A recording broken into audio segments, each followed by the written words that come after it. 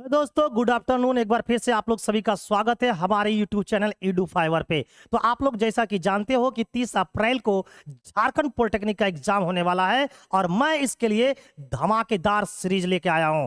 मैंने इलेक्ट्रिसिटी का एक क्लास ले चुका हूं एमसीक्यू का। आज मैं इलेक्ट्रिसिटी का दूसरा क्लास लेके आया हूं जिसमें एमसीक्यू बताने वाला हूं और बहुत ही धमाकेदार अंदाज में बताने वाला हूं। तो मेरे दोस्त, मेरे भाई, मेरे चाहने वाले जितने लोग लाइव आ चुके हैं, एक बार मेरे दोस्त शेयर कर दो, फॉरवर्ड कर दो अपने दोस्तों को, ताकि ज्यादा से ज्यादा बच्चे आज की इस क्लास को देख पाए। तो चलिए नो लेट नो बेट के साथ जल्दी से इस क्लास को स्टार्ट करते हैं और आपकी रैंक को 1 से लेकर 100 तक में लाने में हम सहयोग करते हैं, ताकि आपका झारखंड में सबसे सुंदर कॉलेजों में एडमिशन हो पाए मेरे दोस्तों। तो चलिए हम लोग इलेक्ट्रिसिटी का एमसीक्यू का दूसरा क्लास को आज स्टार्ट करते हैं। तो ये रहा पहला क्वेश्चन। क्वेश्चन क्या बोला गया है? प्रतिरोध आर के तार का टुकड़ा 5 समान भागों में काटा जाता है। यानी आर ओम के तार को जो टुकड़ा है उसके 5 समान भागों में काटा जाता है। इन भागों को फिर समानांतर में जोड़ा जाता है, फिर उसको पैरेलल क्रम में क्या कर देते हैं? जोड़ देते हैं। यदि इस संयोजन का समतुल्य प्रतिरोध आर डैश है, यानी जो टोटल रेजिस्टेंस है आफ्टर कॉम्बिनेशन करने के बाद का जो प्रतिरोध है वो क्या है? R dash. तो आर अपॉन आर डैश का अनुपात होगा। ये क्वेश्चन आपके मैट्रिक के एग्जाम में भी आया हुआ था। A piece of wire of resistance R is cut into 5 equal parts, है ना, उसको 5 टुकड़ों में काट जाता है। And these parts are then connected in parallel. उसके बाद उन टुकड़ों को क्या किया जाता है? पैरेलल क्रम में जोड़ा जाता है। If the equivalent resistance of this combination is R, then R dash, then R upon R dash क्या होगा? तो देखिए कितने टुकड़ों में बांट दिया है? तो कितने टुकड़ों में बांट दिया है? 5 टुकड़ों में बांट दिया है। 5 टुकड़ों में बांट दिया है मेरे दोस्तों। 5 टुकड़ों में क्या कर दिया गया है? बांट दिया गया। तो हमसे पूछा है टोटल रेजिस्टेंस क्या होंगे। ये पहले वाला प्रतिरोध और आज के प्रतिरोध का अनुपात पूछा है। तो इसका जो राइट आंसर हो जाएगा वो आपका हो जाएगा डी। इसका राइट आंसर हो जाएगा आपका डी, है ना। देखिए अब इसको कैसे बनाएंगे। मान लिया जाए कि मेरे पास टोटल रेजिस्टेंस कितना? मेरे पास आर का मान है 10 ओम। ये 10 ओम का मेरे पास क्या है? रजिस्टर्स है। अब इसको भाई 5 टुकड़ों में काटोगे तो हर एक कितने हो जाएंगे? तो हर एक हो जाएंगे 2 ओम का, ये भी 2 ओम का, ये भी 2 ओम का, ये भी 2 ओम का, ये भी 2 ओम का, वो भी 2 ओम का। अब टोटल रेजिस्टेंस निकालोगे तो 1/r निकालोगे तो क्या लिखोगे? यहाँ का रेजिस्टेंस 2 ओम है तो यहाँ पर हो जाएगा 1/2 ओम। यहाँ पर क्या हो जाएगा? 1/2। यहाँ भी क्या हो जाएगा? 1/2। यहाँ भी क्या हो जाएगा? 1/2। यहाँ भी क्या हो जाएगा? 1/2। 1/2 ये हमारा टोटल रेजिस्टेंस आर डैश है यहाँ पर अभी का। अब इसको जब कैलकुलेट करेंगे, इसको जब कैलकुलेट कीजिएगा मेरे दोस्त, तो आपके आ जाएंगे 5/2। तो 5/2 आ गया 1/r डैश का मान। तो भाई आर डैश का मान कितना होगा? तो 2/5 हो जाएगा। 2 क्या हो जाएगा? 5। तो हमें पूछा गया है आर अपॉन आर डैश का मान। तो ये बताओ आर का मान कितना रखे थे हम लोग? आर का मान हम लोग का 10 था, ठीक है ना। आर का मान 10 था और आर डैश का मान कितना आ गया? 2/5। तो 5 कहाँ चल जाएगा? ऊपर। तो इसको काटेंगे तो कितना आ जाएगा? 5। यानी आंसर कितना हो जाएंगे? 25 ओम। तो आंसर कितने हो जाएंगे? 25 ओम। इसका राइट आंसर क्या होगा? 25 हो जाएगा। Option number D will be the right answer. चलिए क्वेश्चन नंबर 17 में चलते हैं। लिखा है कि इनमें से कौन विद्युतीय क्षमता को नहीं बदलता है ना। विद्युत क्षमता यानी कि हम लोग को P बराबर हम लोग जानते हैं कि V गुना I होता है ना। P बराबर हम लोग जानते हैं कि I² R होता है। P बराबर हम लोग जानते हैं कि V² R होता है। तो भाई E भी P का मान है, E भी P का मान है और E भी P का मान है। P का मान कौन नहीं है? तो P का मान ये नहीं है। तो इसका राइट आंसर क्या हो जाएगा? Option number B will be the right answer of this question. चलिए अगले क्वेश्चन की ओर बढ़ता हूं और देखता हूं क्या उसका आंसर है। क्वेश्चन नंबर 18 में क्या बोल रहा है प्यारे मित्र? जरा सा देखिए। ओम के नियम के अनुसार निम्न में से कौन सही है? According to Ohm's law which is correct. तो हम लोग जानते हैं कि V बराबर क्या होता है? V बराबर I गुना R होता है। ये तो सही है ना। I गुना R बटा I भी सही है, V बटा R सही है ना। तो इसका राइट आंसर क्या होगा? एक से अधिक यहाँ पर क्या है? सही है। यानी option number D will be the right answer of this question. बस इसी तरीका से आप लाइव जुड़े रहो मेरे साथ। आपकी झारखंड पॉलिटेक्निक में रैंक 1 से लेकर 100 ला दूंगा। ये मेरी है वादा, क्योंकि पढ़ाता हूं मैं पहले से ज्यादा। नो लेट नो बेट के साथ लगा दो आग पानी में और बना दो एमसीक्यू तूफानी में। तो क्वेश्चन नंबर 19 में आ जाते हैं जल्दी से। कहता है जब कई प्रतिरोधक श्रृंखला में जुड़े होते हैं तो समकक्ष प्रतिरोध बराबर होते हैं। कई प्रतिरोध कई प्रतिरोध बोला है, ऐसा नहीं बोला है कि 3 प्रतिरोध, कई प्रतिरोध बोला है। तो कई में तो यहाँ पर क्लियर ही नहीं किया कितने प्रतिरोध है। When several resistors are connected in series, कितना रेजिस्टर्स जुड़ा हुआ ये नहीं पता।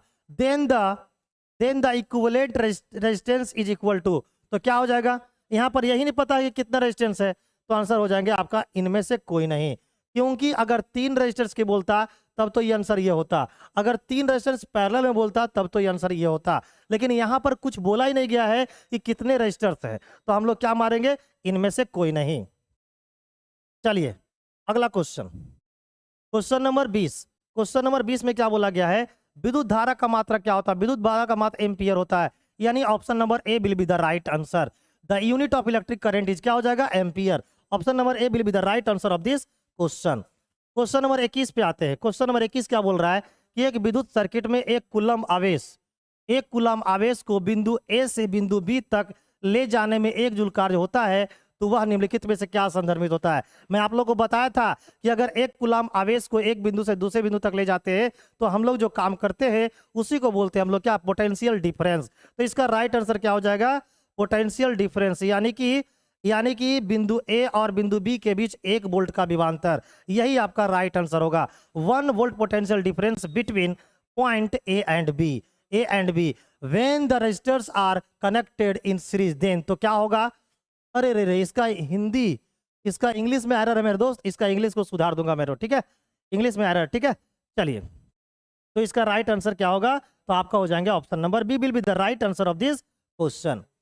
चलिए क्वेश्चन नंबर हम लोग 22 पे आते हैं। कहता है ओम के नियम के अनुसार V बराबर I गुना R होता है। According to Ohm's law V बराबर क्या होता है, I गुना R।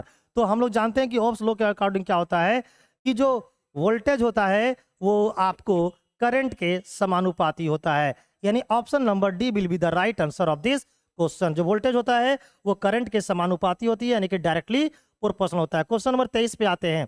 कहता है कि तार का प्रतिरोध निम्नलिखित में से किस कारक पर निर्भर करता है। तो हम लोग जानते हैं कि अनुप्रस्थ काट के क्षेत्रफल पर निर्भर करता है, लंबाई पर निर्भर करता है, तापमान पर निर्भर करता है, उपयुक्त में से सभी, area of the cross section, length, temperature, all of this. तो इसका राइट आंसर हो जाएगा ऑल ऑफ दिस, है ना। एक तार का प्रतिरोध होता है जो इन सभी बातों पर क्या करती है, निर्भर करता है। कमेंट करके जल्दी जल्दी बताओ कितने लोग लाइव जुड़े हुए हैं। एक बार लिख दो यस गुरुदेव, सब कुछ समझ में आ रहा सही ढंग से। लगा दो आग पानी में और बना दो सर इसी तरह से फिजिक्स के क्वेश्चन को तूफानी में, ताकि मेरा जो रिजल्ट हो कैसा हो, झारखंड पॉलिटेक्निक में 1 से लेकर 100 तक में आपकी रैंक को ना लाया तो बोलना, और ना बस एक काम करना है आपको, क्लास को शुरू से अंत तक देखना है।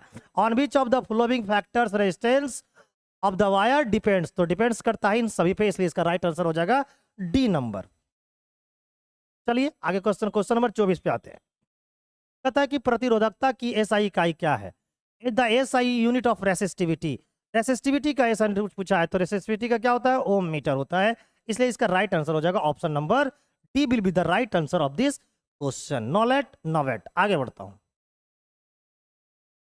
25 में आइए। क्वेश्चन नंबर 25 में क्या बोला गया है, हमारे घरों में जो विद्युत आपूर्ति दी जाती है वह होती है, the electricity supplied to our houses is, क्या होती है, तो वो होती है 220 वोल्ट का एसी सप्लाई होती है, इसलिए इसका राइट आंसर हो जाएगा option number C will be the right answer. अगर फ्रीक्वेंसी पूछता कि हमारे घरों में दी जाने वाली जो सप्लाई होती है उसकी फ्रीक्वेंसी क्या होती है, तो यानी कि आवृत्ति अगर पूछी जाती तो इन इंडिया अगर भारत में पूछे तो भारत में आपको आंसर देना है कितने का, 50 हर्ट्ज का दी जाती है, 50 हर्ट्ज का दिया जाता है, इसका आंसर होता। लेकिन वोल्टेज बोलेगा तो 220 वोल्ट का एसी सप्लाई दी जाती है। क्वेश्चन नंबर 26, निम्नलिखित में से किस संयोजन द्वारा प्रतिरोध का मान बढ़ता है। प्रतिरोध का मान को क्या करना है, बढ़ाना है, रेसिस्टेंस को क्या करना है, बढ़ाना है, तो किस में जोड़ोगे, in which of the following combination the value of resistance is increases.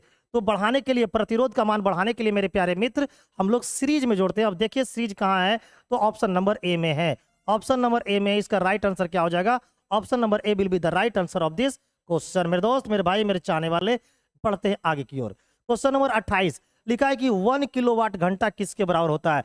1 kilowatt घंटा के बाद किसके बराबर होता है? तो मैंने अभी तुरंत बताया था कि 1 किलोवाट घंटा जो होता है वो 3.6 इंटू 10⁻6 जूल के बराबर होता है। अब देख लेते हैं ये कहां पर दिया हुआ है। तो ये दिया हुआ है option number C will be the right answer of this question, है ना। क्वेश्चन नंबर 28 पे बढ़ते हैं और देखते हैं क्या इसका आंसर है।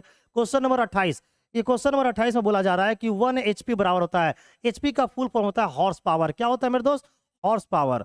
HP का फुल फॉर्म होता है हॉर्स पावर, और 1 हॉर्स पावर बराबर होता है 1 HP। 1 HP बराबर होता है 746 वाट। अब देखिए ऑप्शन में कहां पर दिख रहा है 746 वाट, तो मुझे दिख पाया ऑप्शन नंबर ए में, इसलिए इस क्वेश्चन का राइट आंसर क्या होगा? Option number A will be the right answer of this question. No late no bet, बढ़ते हैं अगले क्वेश्चन की ओर, है ना। क्वेश्चन नंबर 29 क्या बोल रहा है? निम्नलिखित में से कौन सा मात्रक वाट के बराबर है? यानी हमें वाट के बराबर बताना है। Which of the following unit is equal to watt? Watt के बराबर में कौन होता है? तो वाट यानी कि पावर। पावर क्या होता है? Work done upon time. Work done, work done upon time. Work done upon क्या होता है मेरे दोस्त? टाइम। यानी कि, है ना, ये होता है हमारा पावर। ये हमारा पावर हो गया। वर्क डन यानी कि किस में लिखते हैं? जूल में। और टाइम को किस में लिखते हैं? सेकंड में। तो पावर बराबर क्या होगा? जूल पर सेकंड। जूल पर second will be the right answer, है ना, जो कि दिया हुआ है ऑप्शन नंबर ए में। चलिए क्वेश्चन नंबर 30 की ओर बढ़ता हूं। क्वेश्चन नंबर 30 में क्या बोल रहे हैं मेरे प्यारे मित्र कि एम्पियर घंटा मात्रक है। एम्पियर का मतलब करंट होता है और घंटा का मतलब सेकंड, यानी कि टाइम का यूनिट होता है। तो ampere hour is the unit of, किसका यूनिट है? आपको बताना है, शक्ति का है, आवेश का है, चार्ज का है, या किसका है? तो हम लोग जानते हैं कि करंट, करंट बराबर होता है Q गुना T। अब Q बराबर अगर निकालना चाहे तो लिखेंगे I गुना T। I को हम लोग लिखते हैं एम्पियर में और टाइम को लिखते हैं हम लोग घंटा में। तो एम्पियर आवर किसका होता है? तो एम्पियर आवर जो ऐसा यूनिट होता है वो होता है आवेश का, यानी कि option number B will be the right answer of this question. तो मेरे दोस्त, मेरे भाई, मेरे चाहने वाले, मेरे बच्चे लोग, जितने लोग आज की क्लास को अटेंड कर रहे थे और उनमें से जितने बच्चे लोग नए जुड़े थे, उनसे मैं हाथ जोड़कर विनती करता हूं मेरे दोस्त कि वीडियो को शुरू से अंत तक देखो, तभी जाकर तुम्हारा झारखंड में एक अच्छे सरकारी पॉलिटेक्निक कॉलेज में एडमिशन हो सकता है और आपकी एक रैंक जो है वो 1 से लेकर 100 में आएगा। क्यों? क्योंकि मैं पढ़ाता हूं पहले से ज्यादा, हमेशा कोशिश करता हूं अपने बच्चे को पहले से ज्यादा देने की। तो चलिए अगले सेशन में फिर से मिलेंगे। Thank you, bye bye. और जितने बच्चे लोग नए हैं एक बार चैनल को सब्सक्राइब कर देंगे, लाइक कर देंगे और अपना अच्छा लगे तो वीडियो को दोस्तों तक शेयर कर देंगे। Thank you, bye bye.